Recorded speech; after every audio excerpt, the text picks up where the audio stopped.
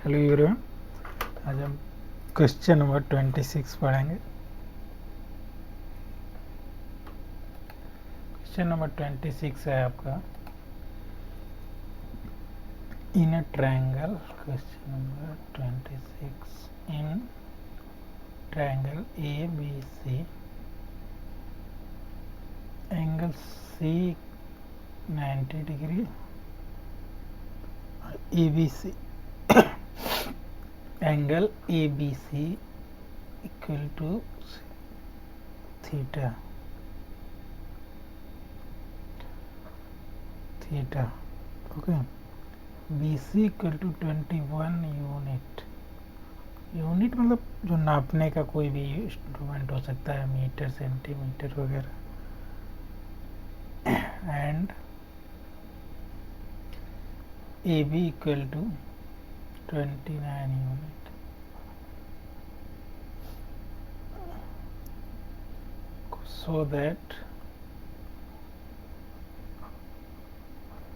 so that cos square theta minus sin square theta equal to 41 upon 841। Okay, चलिए solve करते हैं question.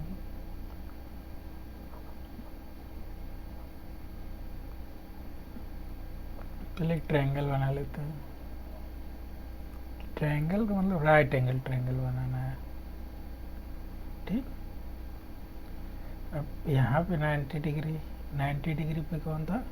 देखिए सी है। सी पॉइंट को क्या करेंगे, इसको सी पॉइंट कंसीडर कर लेंगे। अब आपका ए बी सी, अब देखिए ए बी सी, अब इसका लिखने का मतलब क्या होता है, ए पॉइंट से अगर कोई लाइन गई है बी सी, ए बी सी कहे तो ए वाला एंगल बीच वाला हमेशा इसको थीटा लिखेंगे।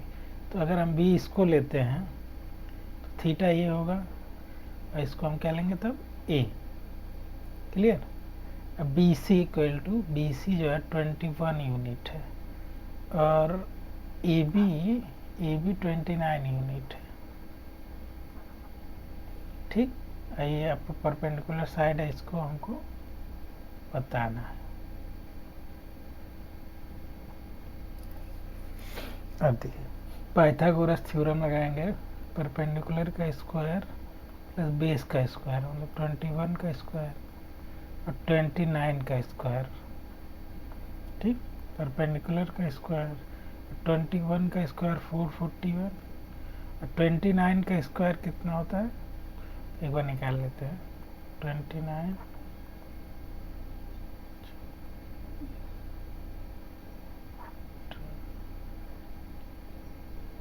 841, ठीक है। अब देखिए P square equal to 841 minus 441 क्या होगा आपका 400।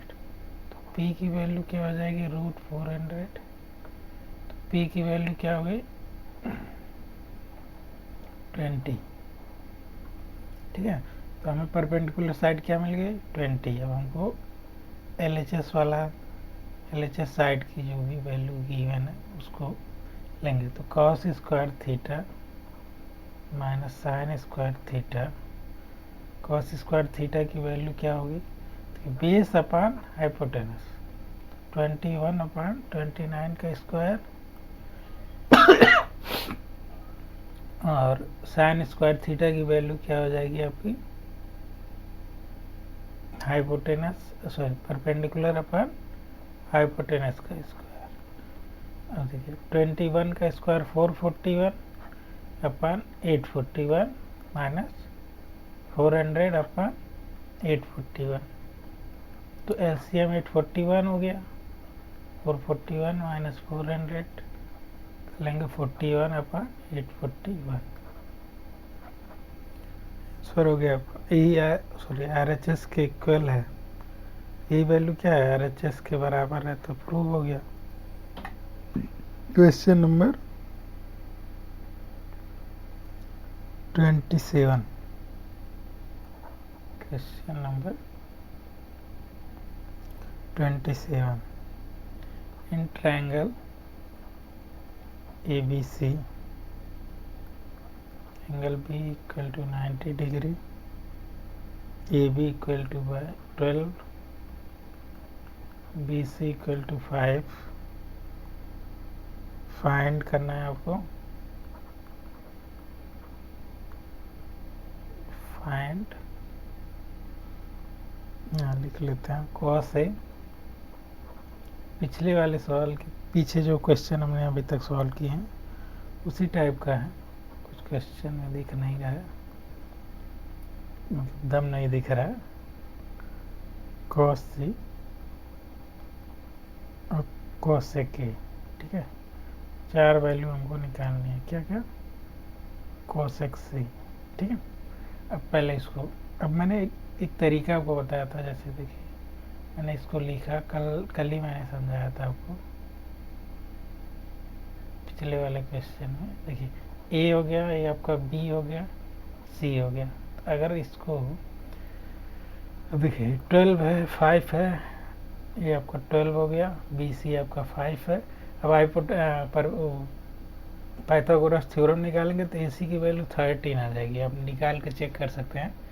अब देखिए जब एंगल ए कंसीडर करेंगे तो एंगल ए जब लेंगे तो आपका देखिए जब एंगल ए लेंगे तो ये आपकी हो जाएगा परपेंडिकुलर साइड और बेस हो जाएगा, ये हाइपोटेनस तो वही रहेगा।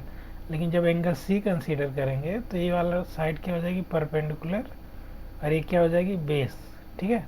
तो यहाँ कॉस ए का है, तो कॉस ए में क्या होगा? यहाँ से बेस कौन सा होगा? 12, हाइपोटेनस 13, तो इसकी वैल्यू क्या होती है? बेस अपन हाइपोटेनस, तो 12/13। अब कॉसेक ए की वैल्यू क्या होती है? हाइपोटेनस अपन परपेंडिकुलर, तो कॉस ए यहाँ है, परपेंडिकुलर साइड ए वाली होगी, तो इसको क्या लिखेंगे? हाइपोटेनस अपन परपेंडिकुलर, मतलब 12/13/5। अब कॉस सी जब कंसीडर करेंगे तो आपका ये हो गया परपेंडिकुलर, ये बेस, ये हाइपोटेनस।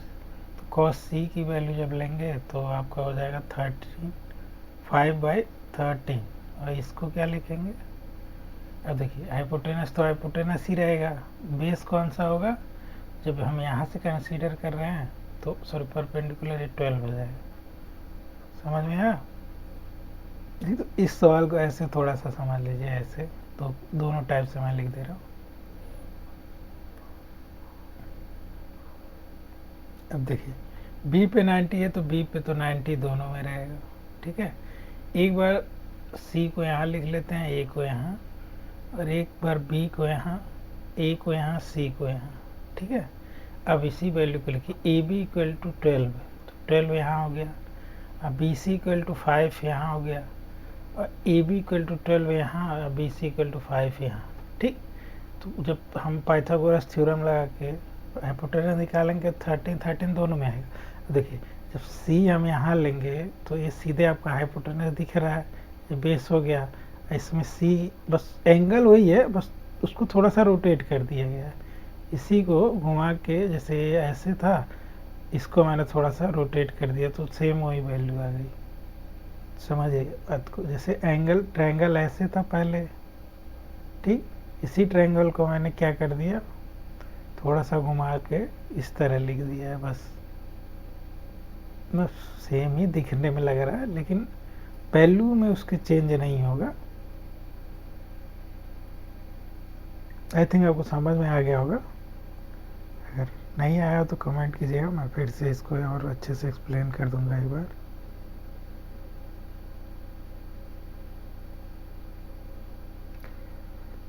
चलिए आते हैं क्वेश्चन नंबर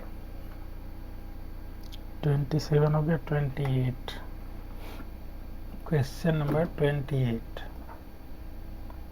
क्वेश्चन नंबर 28 क्या है? If sin alpha equal to 1/2, तो प्रूव करना है आपको, prove that 3 cos alpha -4 cos cube alpha equal to 0। देखिए साइन अल्फा की वैल्यू तो सॉल्व करेंगे जब, साइन अल्फा की वैल्यू क्या होगी, देखिए साइन की वैल्यू क्या होती है, परपेंडिकुलर अपॉन हाइपोटेनस, 1/2 आती है, परपेंडिकुलर हो गया या हाइपोटेनस हो गया, ठीक है। तो देखिए जब यहाँ अल्फा कंसीडर करेंगे इसको, ये आपकी परपेंडिकुलर साइड हो गई 1, या हाइपोटेनस आपका, हमको बेस निकालना है, तो जब हम यहाँ से बेस निकालेंगे तो बेस की वैल्यू आ गई √3, ठीक है, 1 का स्क्वायर प्लस बेस का स्क्वायर प्लस 2 का square, 1 plus B plus 4 B square बराबर 4 माइनस 1, तो बी स्क्वायर इक्वल टू 3 होगा, फिर बी की वैल्यू निकालेंगे तो √3 हो जाएगा, ठीक। अब हमें इसकी वैल्यू चाहिए, क्या है लेफ्ट हैंड साइड वाली, तो 3 कॉस अल्फा को क्या लिखेंगे, बेस अपन हाइपोटेनस, √3 अपन 2 माइनस 4 इंटू सेम वही चीज़ आएगी √3 अपन 2, बस ये क्यूब टाइम हो जाएगा, ठीक है। तो ये आपका होगा तो √3 माइनस 4 इंटू, देखिए अब √3 है तो √3 को जब 3 टाइम करेंगे तो क्या आएगा, और √3 कितना हो जाएगा, रूट इंटू रूट करते हैं तो रूट हट जाता है, 3 एक रूट बच गया, तो क्या लिखेंगे 3√3, ठीक। और नीचे क्या होगा, तो नीचे लिखेंगे 8, तो 3√3 और 2 का क्यूब कितना होता है 8, 4 1 जा 4, 4 2 जा 8, ये अब देखिए ए बी आपका 3√3/2 हो गया, ए बी √3√3/2 हो गया, कैंसिल, क्या वैल्यू आ गई 0, किसके इक्वल है RHS के। क्वेश्चन नंबर 29, क्वेश्चन नंबर 29 में 2 क्वेश्चन है, क्वेश्चन नंबर 29 2 क्वेश्चन है इसमें, तो पहले क्वेश्चन लिख लेते हैं, in triangle ABC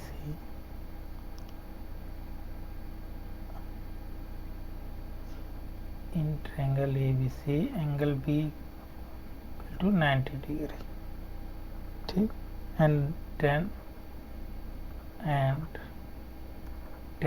= 1/√3, then prove that, question number first आपका है sine A cos A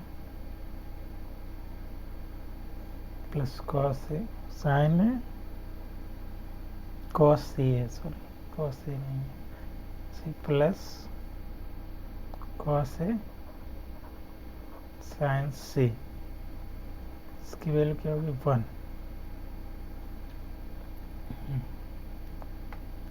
question अब सॉल्व करते हैं, देखिए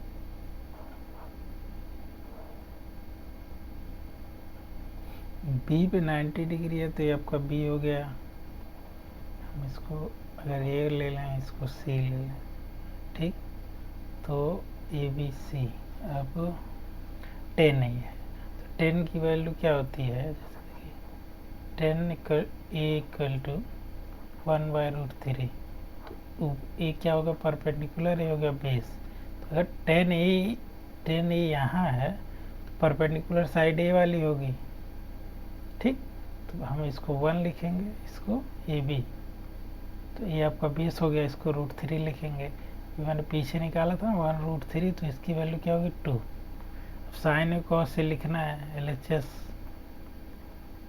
तो साइन ए की वैल्यू क्या होगी, यहाँ मैं वैल्यू पहले निकाल देता हूँ, साइन ए क्या होगा, साइन ए यहाँ है तो परपेंडिकुलर और ये हाइपोटेनस 1/2, और देखिए और अगर साइन सी कॉस सी की वैल्यू हम निकालें, तो पहले कॉस सी की निकाल लेते हैं, पी सी है हाइपोटेनस ये है √3/2, ठीक है। अब कॉस सी और साइन सी और कॉस सी की निकालते हैं, अब सी से कंसीडर करेंगे यहाँ पे, तो हाइपोटेनस ये हो गया, बेस सी, 1/2 क्या हो गया 1/2, कॉस सी यहाँ है तो अब क्या होगा, बेस अपॉन हाइपोटेनस। कॉस सी तो √3/2 होगा ना, सॉरी √3/2 और ये 1/2। क्लियर। यहाँ वैल्यू पुट करते हैं 1/2 इंटू √3/2 प्लस कॉस ए की वैल्यू √3/2 इंटू साइन सी की वैल्यू √3/2।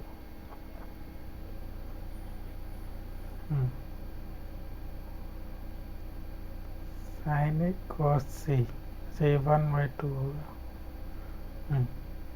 1/4 प्लस 3/4 को ऐड करेंगे 4, 1 प्लस 3 4/4 कट गया। क्या वैल्यू है 1, किसके इक्वल है, RHS।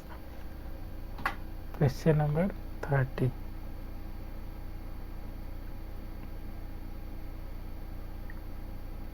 ठीक। क्वेश्चन नंबर सॉरी इसमें एक क्वेश्चन और है ना।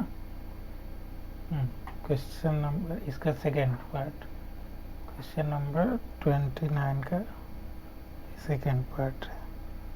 अब देखिए कॉस ए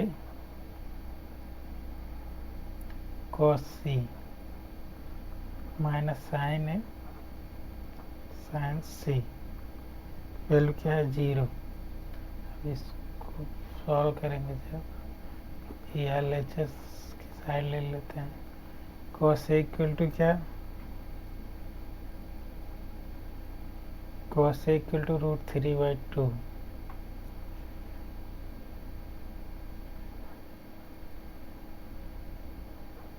√3/2 कॉस सी है 1/2 minus sine A 1/2 sine C है 1/2 इंटू √3/2। इसको लिखेंगे √3/4, ये भी हो गया √3/4, दोनों क्या हो गया -0, किसके बराबर हो गया, RHS के। चलिए क्वेश्चन नंबर 13 क्या, if angle A and angle B are acute angle such that sin A equal to sin B, then prove that A equal to B। जब हमको बता प्रूफ करना है sin A equal to sin B अगर equal है तो हमें proof करना है कि, अब देखिए अगर ट्रायंगल है, क्वेश्चन पहले लिख देते हैं। If angle A equal to angle B are acute angle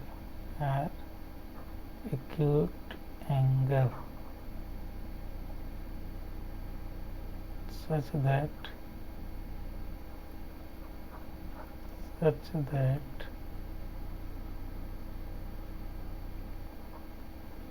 sin A equal to sin B, then prove that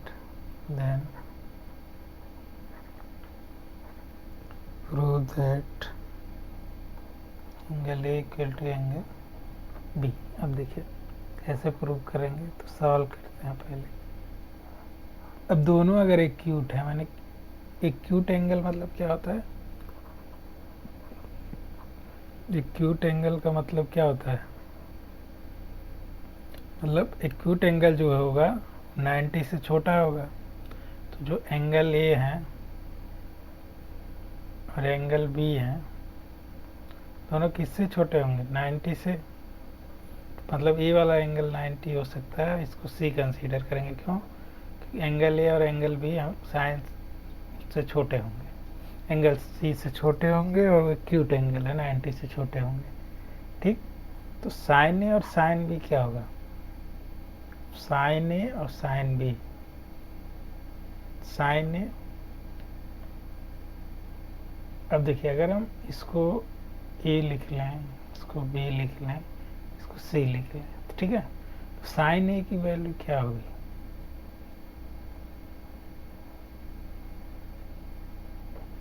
एक लिखते हैं पहले, साइन ए की वैल्यू क्या होगी, यहाँ से perpendicular upon hypotenuse B upon C. Sine B की वैल्यू क्या होगी, तो यहाँ से जब कंसीडर करेंगे तो ए अपन सी, ठीक है। अब अगर ए वाला एंगल इसके बराबर है, एक सेकंड, कुछ गड़बड़ हो गया।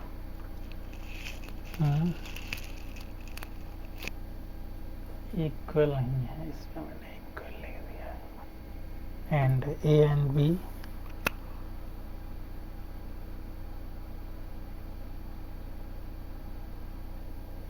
देखिए, इसमें कहा है कि जो साइन ए है साइन बी के बराबर है, तो साइन ए जब साइन बी के बराबर होगा तो बी बाई सी और ए बाई सी इक्वल होंगे।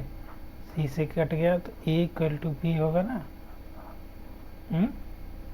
तो देखिए, जब ए और बी दोनों बराबर हैं, मतलब इसको बी लिख सकते हैं या इसको ए, तो जब ये दोनों साइड इक्वल होंगी, तो किसी भी एक ट्रायंगल में अगर दो साइड इक्वल होते हैं, अगर ये साइड इसके इक्वल ये साइड इसके, तो हमको पता है अगर ये थीटा है तो ये भी क्या होगा, थीटा होगा। तो इससे क्या प्रूफ होता है, angle A equal to angle B are equal, ठीक है। और नहीं समझ में आया तो एक और तरीका होता है, साइन ए अपन ए, साइन बी अपन बी, साइन सी अपन सी। तो इसको तो इसका कोई रोल है नहीं। अब साइन ए साइन बी इक्वल है, मतलब इसके जगह साइन ए लिखो, इसको भी साइन बी लिखो। अगर ये दोनों ए लिख दो इसको, तो ये दोनों अगर इक्वल हैं तो साइन से साइन ऑलरेडी कट जाएंगे, ए इक्वल टू बी। ये भी एक तरीका है सॉल्व करने का, वहाँ नहीं जाते हैं, यहीं से क्लियर हो जा रहा है। जब दो साइड इक्वल हैं तो उनके एंगल भी क्या होंगे, इक्वल होंगे। हो गया, चलिए इतना ही रहने देते हैं, आगे कल